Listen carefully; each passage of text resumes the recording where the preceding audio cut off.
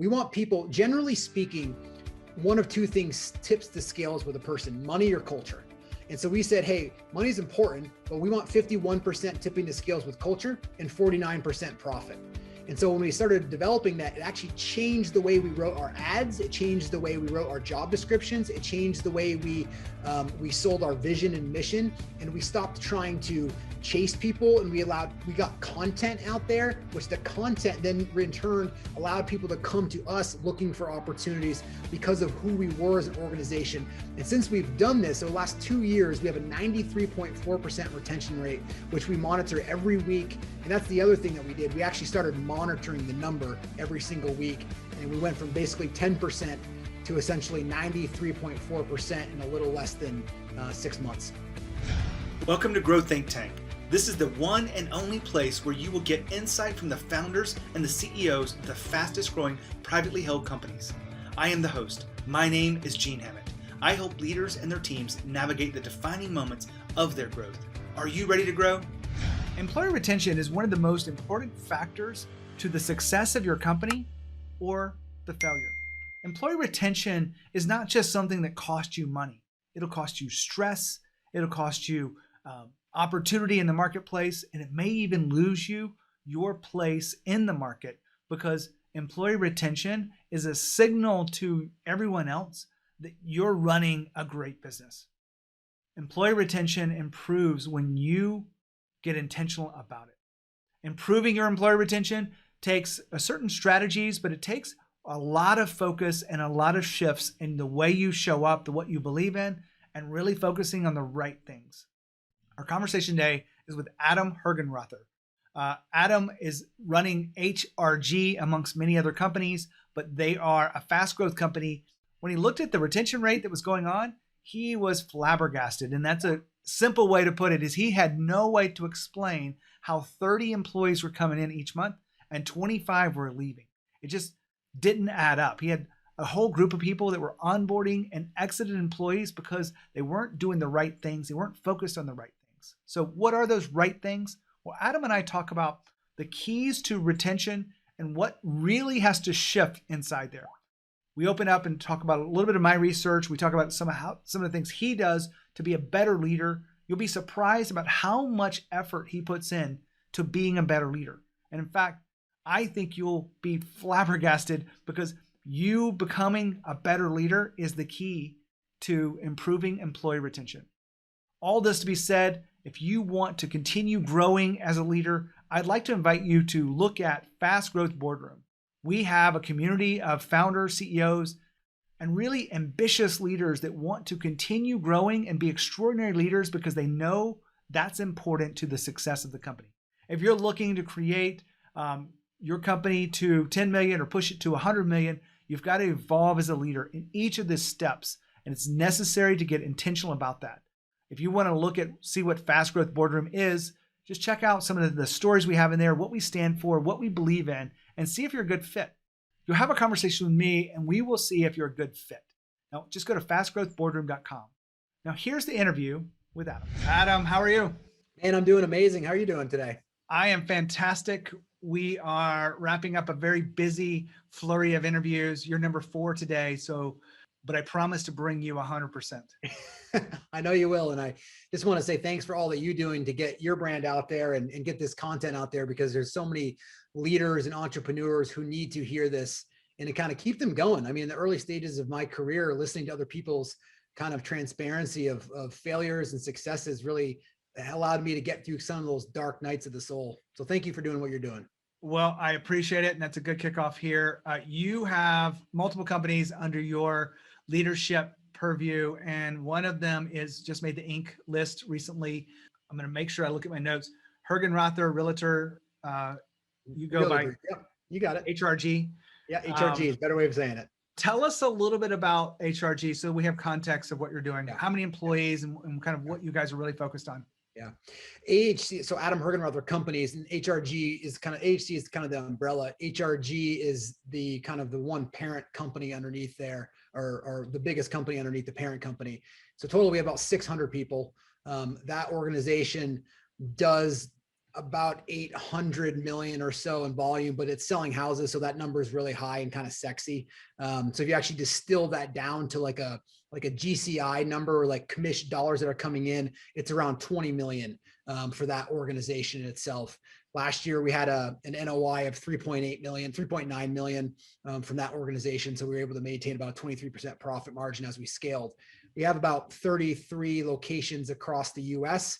And we're really diving in to change the way the industry does real estate. And so that's in from a different perspective from just owning a brokerage. Well, I have excitement around this conversation today because, fast growth companies are not immune to this, but one of the things they're really good at is their retention rate. But Yeah. You actually said that you went back and looked at some of the things that were going on and it needed more attention to increase your retention. Is that fair to say?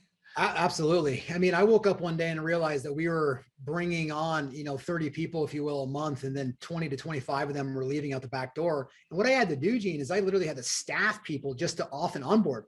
I mean, I had like a whole department of this, and I'm going, what is going on? I woke up and I said, I don't really want to live my life this way. And so we really sat down with our leadership team and I said, well, how are we going to build an organization so that every single person here is the reason why somebody else wants to show up for work? Love that. When you were able to do this, because I know onboarding is a very important piece to the employee experience that a lot of people miss. Yeah. I'm sure you worked on different elements. Walk me through the process of reimagining your culture so that we can kind of get a picture of it. I think the first thing we had to do is decide who was the right cultural fit for our organization. And so I believe in the beginning of starting that organization, we're hiring more mercenaries, which at one stage in my life I was too, which is really, it's not bad or wrong, or it's not right or wrong, it just is. And you really focus more on money. And so when we did that, we had a retention problem because people are always focused on the dollar. We really said, okay, who do we want to be in partnership with? So we really started looking for the right person. We developed this kind of numbers, if you will, where we said, we want people, generally speaking, one of two things tips the scales with a person: money or culture. And so we said, hey, money is important, but we want 51% tipping the scales with culture and 49% profit. And so when we started developing that, it actually changed the way we wrote our ads. It changed the way we wrote our job descriptions. It changed the way we sold our vision and mission. And we stopped trying to chase people, and we got content out there, which the content then in turn allowed people to come to us looking for opportunities because of who we were as an organization. And since we've done this over the last 2 years, we have a 93.4% retention rate, which we monitor every week. And that's the other thing that we did. We actually started monitoring the number every single week. And we went from basically 10% to essentially 93.4% in a little less than 6 months. I know that math is not everyone's sweet spot, but 10% retention when you're trying to grow as a company, everyone knows that doesn't work. It doesn't. It doesn't. It was a disaster. I mean, it was literally, I'm not kidding you. We had 7 or 8 people just offboarding and onboarding people. And I woke up and I'm like, what are we doing? Oh, wow. So, over a 90% retention rate is a fairly common thing with Inc., but mainly because I think they're growing fast and they need to keep people there, but they also treat their culture and leadership a little bit differently than companies that are pretty stagnant. When you were really looking at culture, how did you really define the culture that you wanted to do? Did you have to go back and recast your values? I don't think, culture is not ping pong tables and beer parties. I mean, those are perks, right? Culture for us is built in our DNA, which is we're a company that executes, that is following models, and we're results oriented. And so that's really the basics of who we are. And then fundamentally, kind of our ethos, if you will, is that we use business as an opportunity to grow personally. So there's things that you sign up for in business that you would never, there are things that happen to you in business that you wouldn't just sign up for, like lawsuits, like, people leaving, like, insurance claims, anything that you go out there. I mean, people know it. Every day something shows up. You're like, wow, that was different, right? And so what a great opportunity to use business opportunity to grow personally. And so we teach that down the line, no matter what level in the organization you're at, something's going to happen today that you necessarily didn't want to happen. And so therefore you have the opportunity to grow personally through that. And so that's how we show up every day. And really what we started to do was really open up these conversations so that letting people know that, first of all, that I wasn't perfect. If anybody gets anything from this interview, hopefully they can see if like, man, if Adam can do any of this, then I can do all of this as well too. And so that's kind of what we started with, as culture, is me showcasing the failures that I had every day. Right. And that didn't fail. They were just failures. And so that opened up. I actually walked into one of my organizations one time and I said, hey, you know what, if anybody in here fails and doesn't share it, you're fired. I don't care about what failure that it is. I want you to share it. But if you fail at something and you can't share it because you're concerned about how other people are going to look, then that's we don't tolerate that. And so then every Friday, people would start sharing like their fail forward Fridays is what we called it. We don't necessarily do that as much anymore because it's built into our culture. But those are some of the steps that we started taking to really rebuild our culture. But it started with me. Now, Adam just talked about sharing failures. Is that something you guys do in your organization? Well, here's the power of it. When you are willing to talk about your failures, celebrate them even, you have a very different energy going on because people aren't trying to avoid failure. They're trying to push beyond failure and learn from it. They're trying to innovate because of failure. All of the things I've seen around failure, it's a sign of good things, not to be avoided, but actually to be embraced. And I wanted to put a spotlight on that for you today, because when you avoid failures and your people avoid failures and avoid talking about it, you're missing an opportunity that you could use to align people together and grow faster because you do embrace the failures. Now back to Adam. You talked about the business as a chance to grow personally. And I know a lot of leaders get this because it is the best thing I've ever done is become an entrepreneur, to challenge me to grow, because not everything works out. I have to learn my patience. I have to be resilient when I don't want to be. I want it to just be easier. But are you driving this down to every frontline employee and every middle level manager and all of the levels within the company? Yeah, we are. And I mean, that's part of it's just instilled in who we are as an organization. Is just business is a conduit for your personal growth. I think that's written in just about every single place that you can walk into in our organization.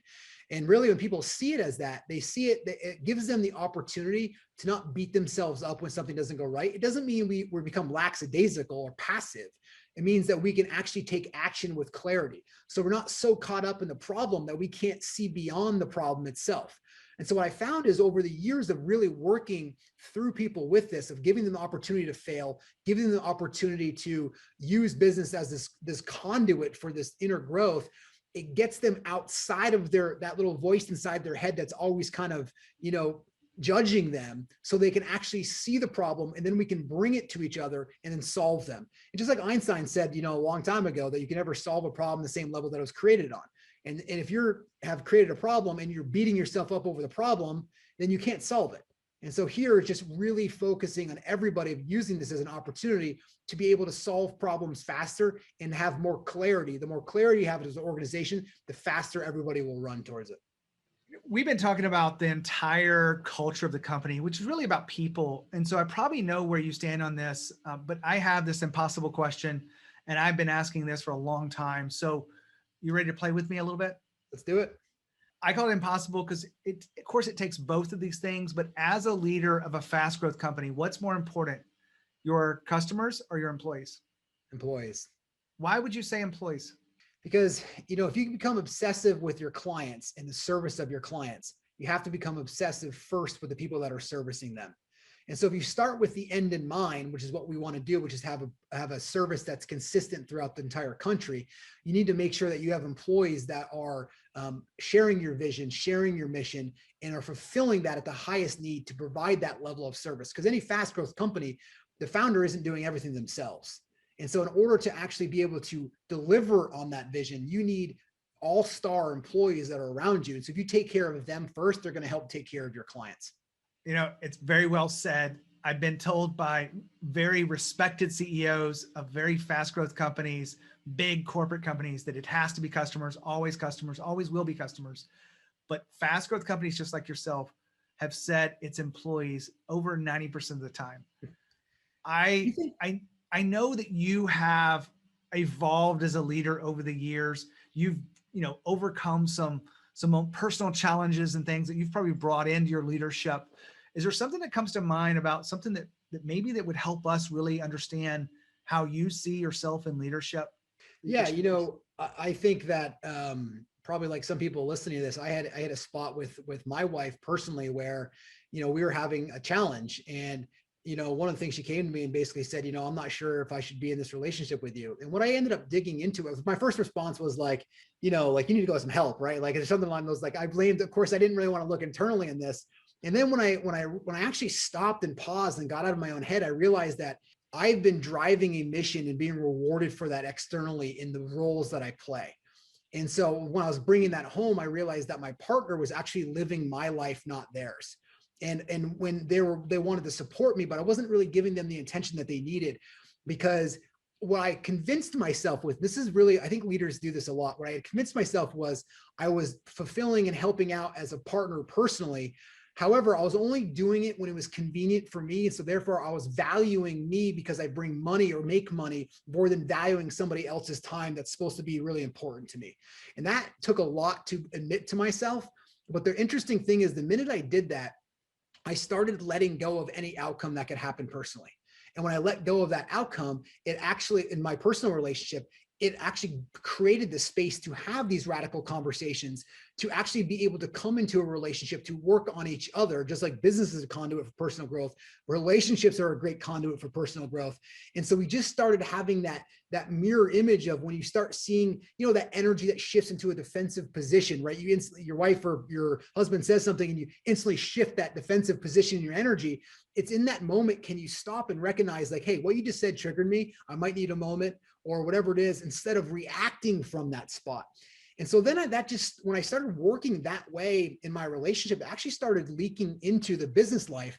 And I started testing it kind of small. Like I said something that I thought was very vulnerable, and I wasn't sure how it was going to be received to my leadership team.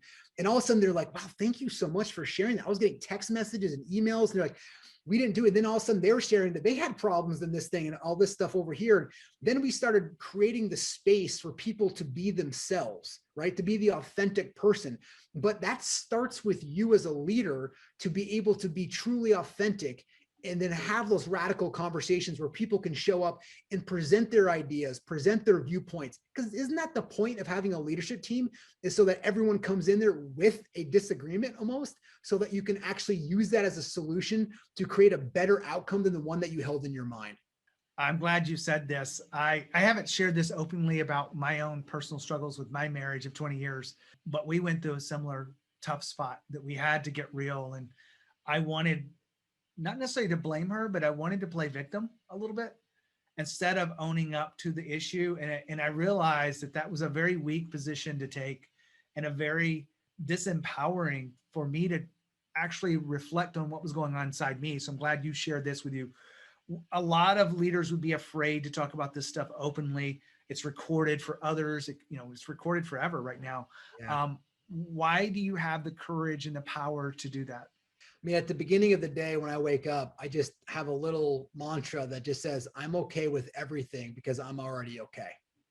And so instead of trying to go rearrange people, places, and things to get it the way that I want so that I feel okay, why not just go play checkmate with life and just say, I'm okay with everything because I'm already okay.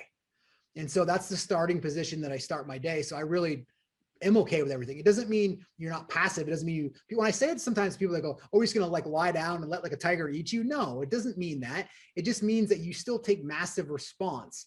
It just means that you are okay with whatever outcome is. You let go of the outcome, but still fight. And so you let go of the personal gain that you need from something and contribute.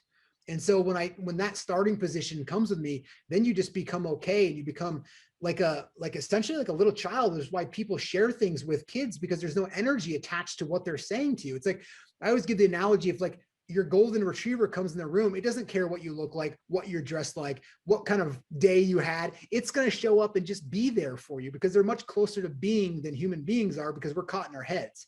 And so if you can start from that position of just opening yourself up to being okay, like I have this little saying that's everywhere. It says, need nothing and enjoy everything. And that's kind of my starting position. So that's how I'm able to share a lot of this, is need nothing and just enjoy everything that comes your way. Now, Adam just shared his personal mantra with you. I want you to think about that for a second. Do you have a personal mantra?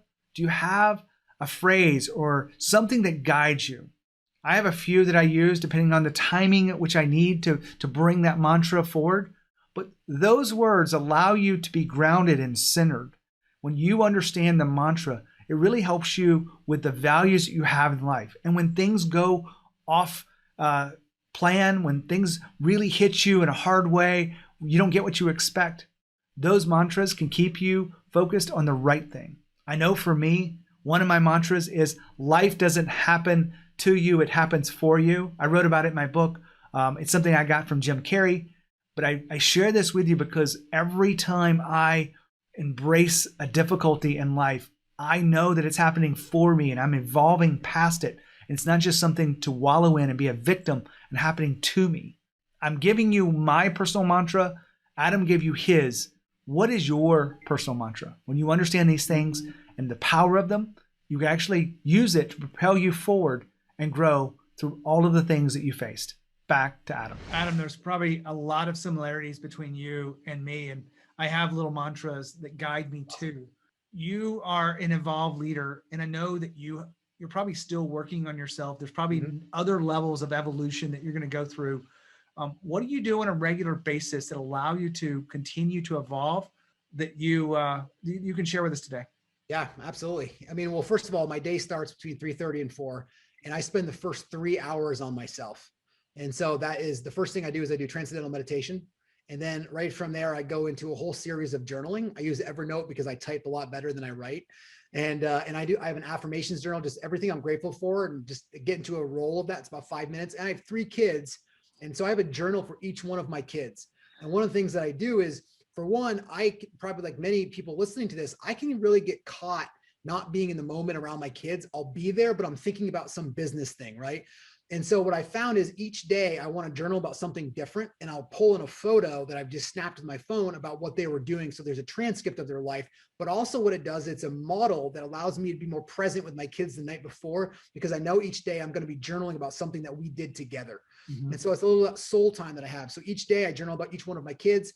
And then I have something that I'm grateful for my wife each day, which some days can be a challenge to find that, but we always have that. And at the end of the year, I kind of put it into a book and I give it to her, of the 365 things that I'm grateful for. And then I have a journal about just my life, the good, the bad, the ugly. There's no rhyme or reason to it. It's just getting things out, like all that clutter that's in there, just getting it out. It's almost kind of like my priority and to-do list, like not the things that are screaming at me, but what are the most important things I need to do today as a leader, and how do I need to show up? So I go through that, and then I exercise between 1 and 2 hours a day. And when I'm exercising, I'm listening to Audible or podcasts or any type of filling my mind that way. And then I'm done right around 7:15. I have breakfast with my kids and I'm at my office. Then the other thing I do is from 11:30 to 1, I have blocked off my calendar for Adam's time. So nothing goes in there unless they have permission from me. And so I reset myself about halfway through my day with another meditation with TM. And sometimes I share this with people, sometimes just the act of just sitting down and meditating is the meditation itself, because there's so many competing demands that come on you. If you don't take the time to go, the outside world can stop for 20 minutes, right? And just pause the world. I come in, I meditate again. I'm also big on what I eat and what I consume. So I have food that is fueling me. So I make sure I'm eating properly during that time as well. And then I get back into my burst for the afternoon. You know, a lot of people would look at this and say, wow, I could never do that. And I'm sure it's just something that's evolved over time. It hasn't been, okay, I just started out day one, I'm going to go cold turkey on all this, but you found what works for you and what really keeps you connected to your own growth. Is that fair to say? Yeah, you're absolutely right. I mean, I was not a morning person. When I first started, I would wake up at 7:30, I'd roll out of bed and start lead generating, right? Just because of what I was doing. And then I remember the article I read when it was probably, I don't know, so it was about around Tim Cook, back when Steve Jobs was alive, but it was about Tim Cook. I read an article about him and he said he got up at 3:30, and I was like, man, if this guy's getting up at 3:30, I need to get up at 3:30. But I didn't start doing 3:30. I did like 7:30 and then 7. And then I really just started feeling much better about my day. And then, so over time, I just started layering better things in, and I tried different things, and some of them didn't really work out. And what I find, Gene, and I think you probably agree with this, is that if I don't follow my morning routine to set myself up. It's not that I can't go through my day. I'm just off. Like there's just a little bit that's off in me. And so it's just nothing. I mean, I wrote a blog one time that got a lot of traction and talked about why fitness was more important than my family. And it's the same type of question about your impossible question about what's more important, and how my answer would be as employees, because if I am not able to show up present with my family or present for my business or present for my leaders, then I am letting everybody else down. So therefore, I will do whatever is necessary to put me in the highest position to lead the organization and to contribute and serve at the highest level that I can. This is a message for all those listening on your phone. If you don't know that we have a YouTube channel, we have some videos and content that you can only find on YouTube. If you want to be an extraordinary leader, you really want to tune in to what founders and CEOs of fast growth companies are doing, make sure you go to genehammett.com/YouTube. You can register or subscribe. You can give us a thumbs up. But more than that, you can actually become the leader that your team craves. Go to genehammett.com/YouTube. What you're describing is some of the elements I actually ask my leaders to go through. Not that I prescribe any specific meditation or any specific eating habits, but we really look at the energy management that's necessary to play at their highest level. And they all are missing something, doing a little bit of this or that, and then finding their way. Like one of my clients recently came back to me and he goes, working with you helped me be a better leader. But he goes, I also lost 40 pounds. That's awesome. I love that. And I don't prescribe that as a promise or anything around what I'm doing, but it's because he got everything else in a line. So Adam, what you've shared with me today, I think is really clear. Have you heard of an Euler sleep system before? No. So this is a wonderful thing. I don't own anything in the company, so I'm not pitching it for that. But Euler sleep system is, I monitor my heart rate and my REM sleep every day. And I got an Euler sleep system. So they come in half king, half queen, so you can do it. And it's all app based. So you can set it. It's like a radiant system. And I set mine to 52 degrees at night. And so the first night that I did this, my heart rate went down to about 36 resting, and from about 41 of where it typically was before. And my REM sleep increased from about a half an hour to almost 2 hours. I woke up the next morning. I'm like, wow, this is amazing. And so athletes, it's got like 15,000 stars on it. It's called an Euler sleep system. And for high achievers who are always going, fast and hard, recovery is so important for us. Right. So even if you can only get 5 or 6 hours sleep, which I really always try to get 8, I go to bed early. But the sleep system allows you to access that deeper sleep to restore and recover your brain functionality and your cognitive ability. So I'd highly recommend people looking into that. Well, Adam, I appreciate you being here and sharing your wisdom, the importance of culture, the importance of your morning routines, and really being honest and radical with us around some of the things that you've struggled with as a person and as a leader. Yeah, thank you so much. And always a pleasure to share. And hopefully some people can learn and take something away from my mistakes and failures so they can go forward and prosper. Well, I want to wrap up here. Adam's still with me listening in, but what we talked about and witnessed today was something very powerful, that leaders aren't just showing up to get the work done, because that does require us to focus on profitability and focus on our customers and whatnot. But there's so much more to leadership and culture. It's about people. It's about an experience they're having. We talked about retention rate, but even more than that, it's talking about you as a person and how you're evolving as a leader, how you're tuning into your energy, how you're managing that. I have a lot of customers that come to me and really don't know where to start. So if you're looking for answers, you might want to look at a community that we put together called Fast Growth Boardroom. It really is for founder CEOs that want to take their leadership to the next level. If you think you're a good applicant for that, just go ahead and put an application in and we'll check it out, growthboardroom.com. When you think of leadership and you think of culture, think of Growth Think Tank. As always, lead with courage.